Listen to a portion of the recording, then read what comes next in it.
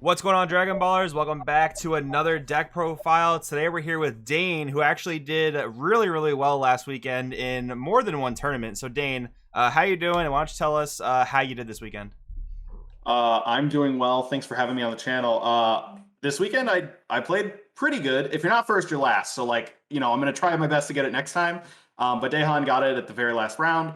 But realistically, top four at my large in-store regional, only losing to my roommate and winner of the event, and then only losing to Dehan in the PPG regional out of like 187 players or something like that. Felt pretty good coming in with this deck that everyone thought was kind of rogue or bad, and they sat down and kind of laughed, and then I went, "Oh yeah, for sure." That's awesome, man. I swear, like, if there's one deck that every format just like surprises people, it's this deck and this leader. So have you been playing this for a long time, or is this like a more recent development? So right when I started playing the game, and I like barely had learned like how comboing steps work, I was playing on Untap, and some dude showed me like the first lemon lime build of this deck, and I was just blown away. I didn't know that card games could be that complicated and cool. And so I was playing a green yellow hand control variant for I don't know, maybe most of 2019. And then I kind of dropped it until the guy from Europe topped an event for a while. And then I was like, oh, okay, so it can like just be like a good value deck. Doesn't have to play like a hand control engine or anything like that. And then most recently, when this Broly stuff was announced, I was like, oh, okay, I'll take a look. And then I completely abandoned it and said, oh, wait, this is just a really powerful deck in general. Awesome. All right, so why don't we get into the main board? Yeah. So the leader is that. Frieza and Ultimate Form Golden Frieza, they do very similar things. It's a set one leader, as most of the people who are going to be watching know. Once per turn, you can place one Frieza's army card from your battle area into the drop area. On the front side, you'll draw one and restand up to one. At 4 life, you'll draw two and flip over. And then on the back side, you'll do the same effect of killing your own dude, and then you'll get to draw one, restand two, and on swing, you do actually draw on this side. So on this side, realistically, you're oftentimes like a draw two leader every turn. Is this the kind of thing where you're trying to awaken as soon as physically possible, or how does that kind of work in the deck? It actually depends on the matchup. So sometimes you'll turbo it on turn two, and there's going to be a card that will show off later that will like facilitate that. But generally, a turn three awaken is the absolute best case scenario because you can set up really well both offensively and defensively, and getting a ton of value. I mean, it's the same thing as Gohan Icarus in terms of cards in hand. You awaken, and that turn you're sitting at 15 cards in your hand, and you're like your opponent just questions what they did wrong. Very cool. All right, let's see what you got in the main board. Yep. So this is a mono yellow build. So everything we see today is just going to be part of the yellow stuff. So we have my draw package, if you'll want to call it that. Boo, boo, boo. We have three Togama Cold, or four, sorry, Togama Cold as Ice. When it is played, it draws a card. The other effect is for the other Frieza, so it draws a card. Not super relevant, yep. Every opponent asks me about that, and I'm like, no, I promise. Every card in my deck just says draw one, and then I kill it. Ginyu, draw one, and then I kill it. Same thing, yeah. The activate mains for the other Frieza, yep. Sorbet is a little different, right? So Sorbet is actually the tutor for the deck. When you play it, you can top five for any yellow Frieza army 3 or less, or a unison specified cost of 2. I don't have any unison targets in this deck or this build, but potentially in the future there are really powerful ones like Vegeta Unison of Fury that could potentially come in. But realistically, right, just searching all of your other draw cards, Mecha Riposte, and then one of Chilai Super Combo, which we'll get to at the end, is just really powerful. Search is riposte, right? Searching a floodgate is insane. Right. So that's the main piece. The extra facilitator of that is for Frieza's Call. Turn one, this is like your best opening play is like Frieza Call into Sorbet and then find a riposte. If you're playing against a really aggressive deck, the coolest thing about this card and this deck is you can riposte on turn one. You charge an extra, and then you immediately just go, all right, Frieza's Call, play the Sorbet, search for it, and then you kill the Sorbet, and you pass with one up, one extra card in your energy, one in your drop area. So if for some reason a really aggressive deck came up again, you can riposte on one. That sets that up really early, which is kind of nice. Mm-hmm. Generally, you don't want to because you want to awaken, and you want to let them hit you a little bit, but you could if you needed to. Two additional support pieces are two Togama Frieza's Loyal Servant. This just free plays if you have a Sorbet or a Frieza in play. The other effect is for the Shenron leader, so again, irrelevant. But really, just being able to free play while you've got another body on board is really powerful, and we'll kind of get into some of the combos as we get to the bigger bombs. But realistically, the most important one is that on like turn 3, from an empty board, you can play your 1-drop Sorbet, play Togama, kill the Sorbet, awaken, play a 3-drop powerful green yellow card that we'll get to soon, and then you can kill the Togama and have 2 up because Gotcha. you've awakened and you flipped over. So you can, yeah, on turn 3, you can go from an empty board to a Trunks Unison with 2 energy up. Yeah, and that's one of the things about this deck that reminds me of kind of like Soul Striker, right? Like playing a turn 3 Unison, getting 2 energy untapped, being able to just like be defensive off of that is really, really good. Mhm. So, I mean, this is just one of those weird cards. Also, it helps against yellow or green and red, who have consistent removal with Dormant, Frieza, Yamcha. I mean, literally anything, right? They'll just like hit your little dudes. So you're like, all right, well, I have to play out more bodies, I guess. Right, they pick off little guys pretty easily. Yep. This is the only self-awaken card in the deck, is Master Roshi Martial Master. It has 2 effects, so auto when it's played, you can pick up a life, and then for 1, you can pick up another life and try to search for a moon-destroying Kamehameha. Shocker, will fail to find every turn. But, you know, realistically, this just says pay 2, pick up 2 life. It's on color. It's a body on board afterwards. One of the things that I don't like about the Frieza from the first anniversary box is that you can Frieza call it out and then pick up a life, and you can kill it to do so. But then you lose that card. Roshi sits on board and is usually you play it the turn you awaken, and then you just combo out of their 15k swing with it after it's already on board. So it's just a really high value card. It's on color. It's not dead in hand if you draw it. And you know, at the end of the game, you can pick up your own life if you're going for game. So might as well. Yeah, this is a pretty interesting tech because I feel like in most yellow decks this would be a little bit too expensive on the energy, but with this leader, like you just have so much excess energy that it's probably pretty solid. It's crazy, and a lot of people try to stall this deck at 5, knowing that it's dangerous, and that's cool. But Roshi will get me there.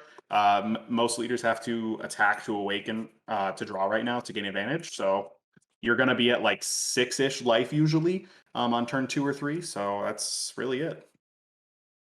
This card feels pretty self-explanatory at this point. Yep, definitely. It is the crazy, like a super crazy floodgate, not minusing 1 in hand, establishing a 15k body that is searchable.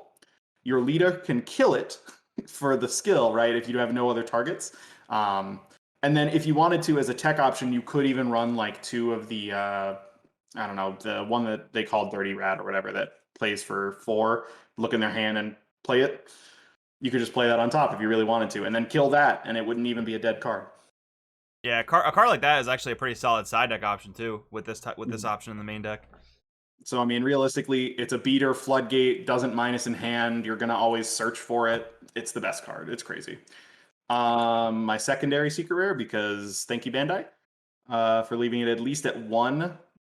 I feel like there's a lot of deflect cards in the meta. So usually you're using this as an offensive choice instead. Mm-hmm. There are still some times, right, where your opponent's going to not do that. I did have one Brave Soul try to play Fu Shrouded against a Golden Frieza deck. He forgot that he wasn't playing against Gohan Icarus, and I did that. Oh man. So that was the that was like the end of the game. So I mean, realistically, right, just truly insane card. More yellow extra cards to facilitate Frieza is Power of a Super Saiyan. Again, at this point, I think most people are aware this card is powerful. Yeah. Negate in a clunt in a clutch situation. It's a crazy tap down, so you can trigger Poutine, Bergamo. There's tons of options that make this card really powerful.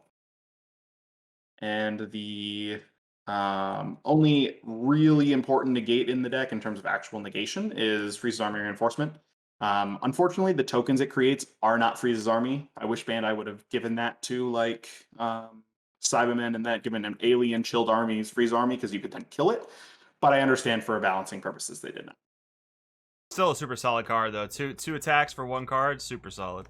Well, I mean, and right with Riposte especially, you go Riposte, and then they'll go, all right, well, I'll swing with my Unison now, because that doesn't get restricted. You negate, and then for sure you're going to get out of 1 more attack with the blocker. Right. So it forces a lot of tap down, which is really powerful. And then yellow, so I mean, Final Flash blanks everything. Not running it is too much of a detriment. Because this card will just save you in the most weird spots. Like people like play Supreme Kai of Time Secret Rare, and you go, okay, I'll blank it. Yep. Like, they swing into your leader and they don't think, oh, maybe I should swing into Unison to like prevent this, and then you just blank it, and then on the next turn you remove it. So just really powerful, more extra cards, obviously a ton of combo power. And then this is really where you were talking about Soul Striker and why I think the deck is broken. These two cards are so dumb. I know you mentioned this. The fact that you were playing this in Gohan Icarus made me really happy the other week when I saw that list, because I owned 12 of these because I read this card and went, wow, this card is insane. Yeah, it's so But good. it costs 5. But it costs 5. And so the way that I looked at it, and the reason I really picked this deck at this point, is that this is Aegis, but on my turn. Right. Like that's all it is so that I get to go on turn 4. All right, I'll play Meki, and then I'll kill one of my little cantrips that's no longer useful, and I'll pass with 2 up. Have you ever tried to kill someone through a Meki and a riposte? It's pretty tough. It's definitely very, very tough. It's really hard to do. And then on the next turn, you just slam Frieza, and you're like, all right, and now after all your stuff is tapped, I'll kill it. And then your opponent gets really punished for negating, which, as you mentioned in yours, this is what wins blue. Right. Like blue is a really easy matchup because blue is going to have a really hard time killing you before 5. And then as soon as you stick this down, blue relies on negates more than any other color, besides sometimes green, I guess. And you just keep their leader tapped. You keep the 2 blue yellows in Gohan tapped if they have 2. Otherwise, you just keep the 1, and they can't Aegis it. They can't Sensu Bean it. They can't do anything to restand that energy. And it's just crazy powerful. So a question I do have, what's your game plan against blue-yellow where they can counterplay the Meki? Like, do you just aim to play Meki on 5, or do you just kind of like forego even playing Meki? Yeah. How do you do that?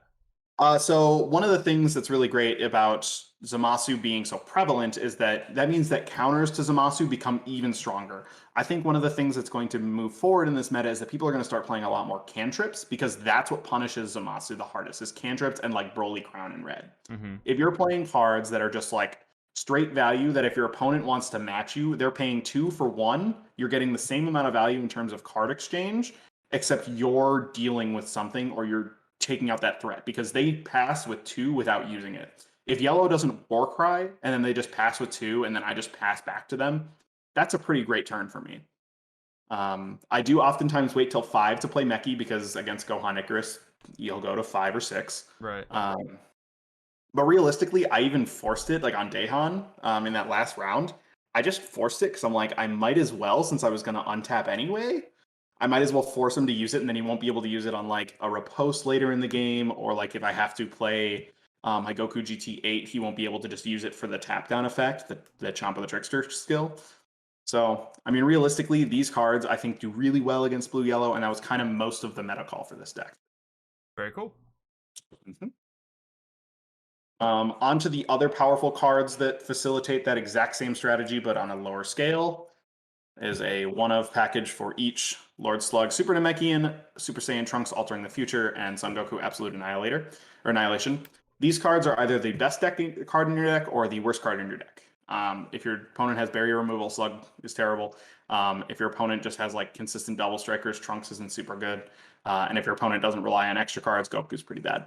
So what you do is that on turn 3, you just want to like stick one of these down and have it be the buffer between them and your turn 4 to stick down Meki. Mm-hmm. They'll put a lot of effort trying to kill Trunks, because people right now have been conditioned to think that this Unison is like game warping because of its prevalence in Gohan, right? Like I had a lot of people try to waste resources on it, and I'll just like put up a riposte pretending that it like is important, and then they'll try to kill it through the riposte, and I'll go, okay, no negates. And I paid effectively 1 energy to stop 3 attacks, and then establish a body and did 20 duel and removed a dude. Yeah, that's pretty interesting for sure. Trunks being like kind of like a decoy for you.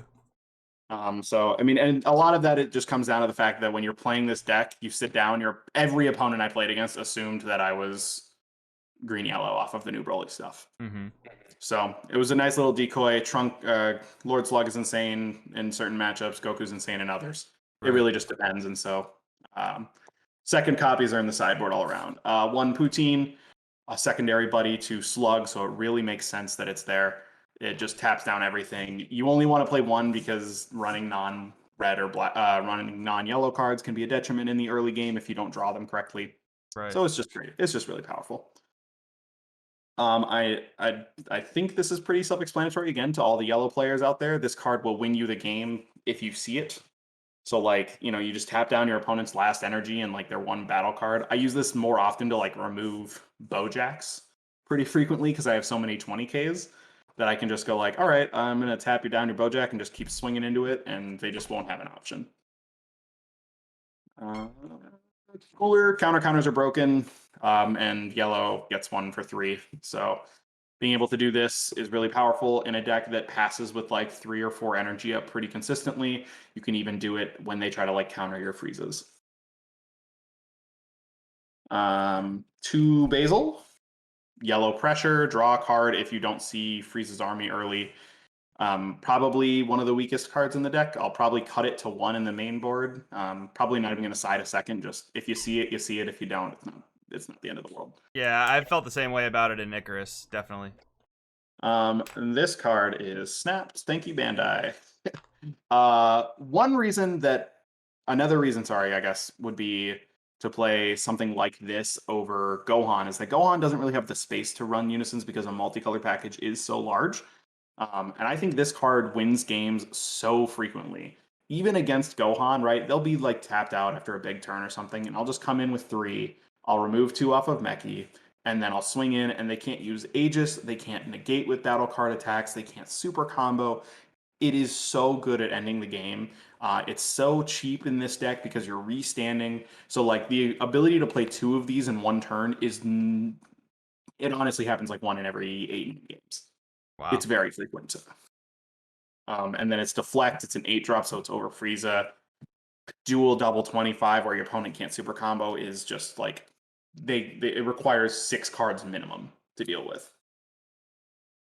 My secret rare of choice is Super 17, right? A lot of people questioned this in like random Facebook comments and DMs, but I think Cold Bloodlust is crazy, and this is a Cold Bloodlust that additionally removes something, ignoring barrier. It's a body that's 40k crit, and one thing that people are really unfamiliar with, this card can be played for 1 on both players' turns. Right. So at the end of the game, you can just go like, hey, I've got 1 more energy. Oh, what else? What else could I do? Maybe I've already used my Chomper or something. I just go, okay, one energy, 40k. And then if they're at 1 life, that's usually the end of the game. Crazy powerful. If you wanted to run like Celzino, you could try to force it. But I would say the other one would be like Sin Shenron or Kai. Yeah, I think Super 17 is definitely a bit underrated. I think it's really good. Super combo split, Chilai and Krillin. I had it at 2/2.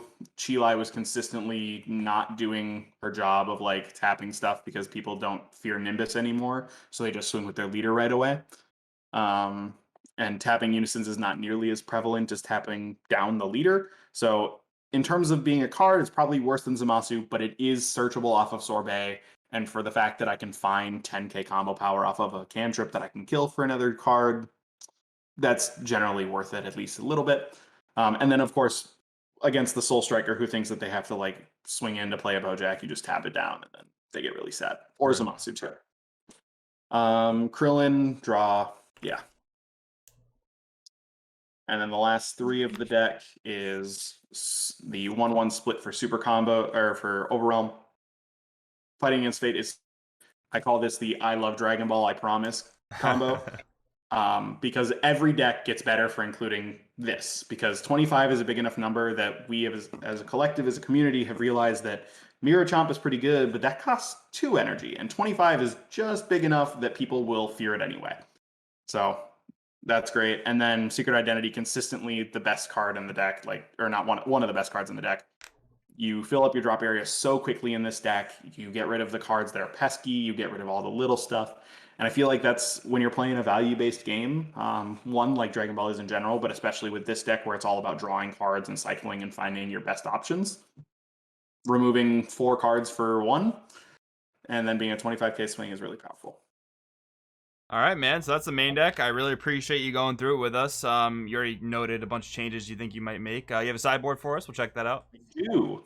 Yeah, I didn't change the main board going into Sunday, which was the in-store regional, because honestly, I got kind of lazy. I would probably have just removed the basil. I was already thinking about doing it, but I just didn't. And so when I came to write my deck list, it was whatever. So, second Trunks, just for matchups where it's good, like Green Boo and like Gogeta, removing True Fighting Spirits and making them think they have to get rid of this, really powerful. Second Slug, I played against like a red Gohan in the last round of our store champs or store regional, and this card just won that matchup so fast. Another cooler for blue, other yellow decks, even some green. Really, just any deck where you know they're going to be negating a lot. Fourth copy of Power for the Super Saiyan for more defense. Two Nimbus. This is still kind of a bad card, but I will immediately side it in going into every game too, because Koitsukai is so powerful. Right. This deck can oftentimes get away without having to even use Riposte to survive a turn, especially if you've already got Meki down, the Meki Unison. But realistically, you still need to be running Flying Nimbus because, Gogeta's going to go to 4 really quickly, and then they're just going to Super Kamehameha. The reason I lost in game 3 in round 2 is because on turn 6, he had 2 Super Kamehamehas for my Mecha Ripostes. So if I had this instead on that turn 6, I probably could have won. One Giant Ball, would have rather had 2, but I couldn't really find the space for it, so I put it in against most big decks. Against Gogeta, you want to keep it down. Against Broly Crown decks, this is also great, because if you're at 2 up, you can, when they go to Broly Crown, you just Giant Ball it, and then you gain a value off of them playing a card. And then you're no longer at 2 up, you're at 1, so the auto doesn't trigger.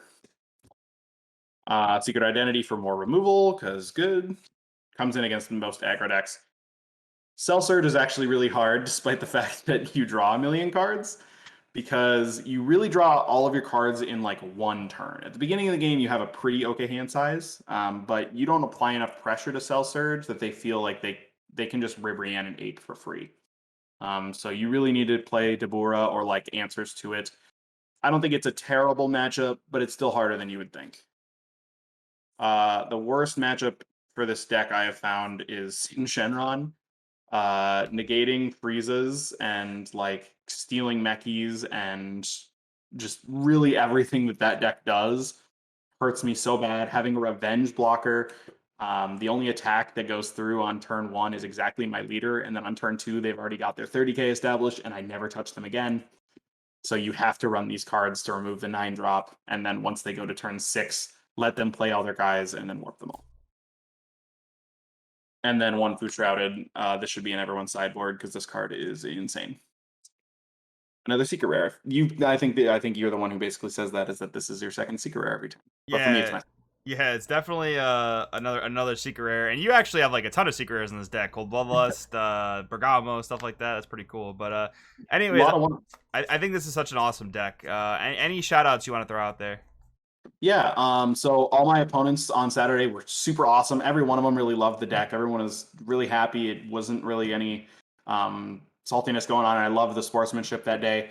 Minnesota Smash Scene is amazing. You can ask Marcus Cantarsi. He's come to an event. We're really powerful. We've got like 9 people going to Nats for the fact that we had like a 32-man store or 36-man store champ. And 9 of those people have invites from webcams that we rarely play in. A lot of us had it from the January regional in 2020 that you were at. I got 17th there. Sorry, I didn't play in top 16. But we're really powerful. Big special shout outs to Battlegrounds Cafe in now White Bear Lake, Minnesota. That's where we mainly play. And really, that's it. Thanks for having me. It's been great. I love talking about this deck. If you can't tell, I just really can't shut up. It's just Aegis all the time. It's not Rogue. I promise, guys. It's just Aegis on my turn. Awesome, Dane. Thank you so much for your time. We'll see you next time.